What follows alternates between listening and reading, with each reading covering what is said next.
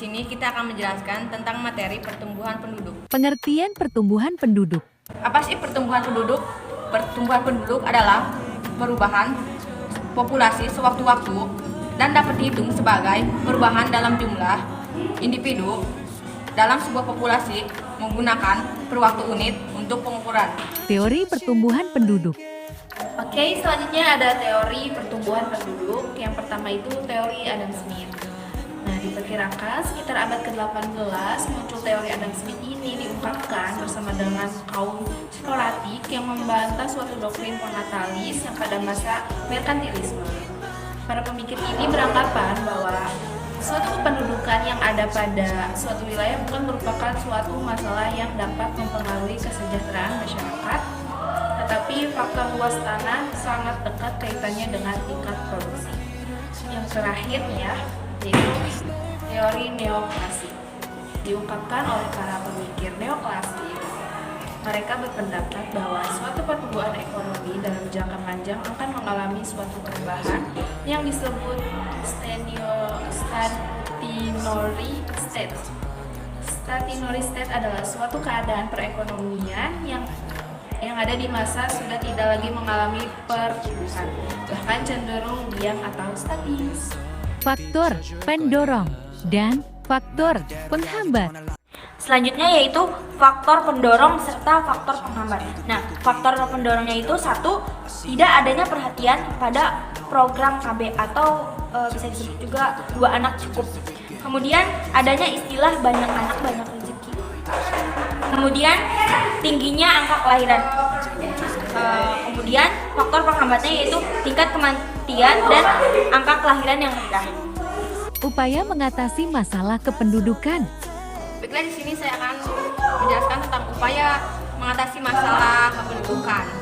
Untuk mengurangi masalah kependudukan yang terjadi di Indonesia, ada beberapa upaya yang bisa dilakukan. Satu, pengurangan pertumbuhan penduduk. Salah satu cara yang dilakukan oleh pemerintah Indonesia adalah memberlakukan program keluarga berencana atau KB. 2, meningkatkan pemerataan pembangunan. 3, menciptakan lapangan kerja di daerah-daerah yang jarang penduduk. 4, melakukan program transmigrasi. 5, melaksanakan program perbaikan gizi, salah satunya melalui posyandu. 6, melengkapi sarana dan prasarana kesehatan. Salah satu caranya adalah dengan membangun puskesmas di rumah sakit, penyediaan air bersih. Masalah kependudukan, kuantitatif dan kualitatif.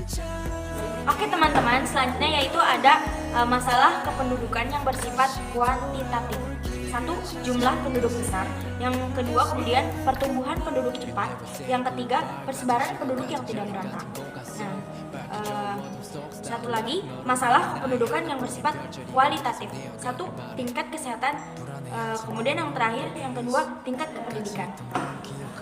Lanjut sesi wawancara versi serius. Assalamualaikum warahmatullahi wabarakatuh. Perkenalkan, nama saya Tina Permata dari kelas 12 IPS 2. Di video ini saya akan melakukan wawancara mengenai pertumbuhan penduduk menurut warga sekitar. Di sebelah saya ada Ibu, silahkan perkenalkan diri. Assalamualaikum warahmatullahi wabarakatuh. Nama saya Ibu Ina Susana, asal dari Kampung Kaum Lebak. Baik, pertanyaan yang pertama yaitu, menurut Ibu, apa yang dimaksud dengan pertumbuhan penduduk? Pertumbuhan penduduk adalah perubahan jumlah penduduk, baik pertambahannya maupun penurunannya. Yang kedua yaitu, menurut Ibu, bagaimana solusinya agar tidak terjadi pertumbuhan penduduk yang meningkat? Agar tidak terjadi pertumbuhan penduduk yang meningkat, maka pemerintah melakukan program keluarga berencana, menyarankan cukup 2 anak. Kemudian menekan lajunya pernikahan usia dini. Pertanyaan yang terakhir, yang ketiga, yaitu bagaimana cara mengimbangi laju pertumbuhan penduduk yang tinggi agar tidak terjadi permasalahan kependudukan? Agar tidak terjadi permasalahan kependudukan, maka diadakannya transmigrasi. Transmigrasi itu yaitu perpindahan penduduk yang dari padat penduduknya ke yang jarang penduduknya. Kemudian juga pemerataan lapangan kerja.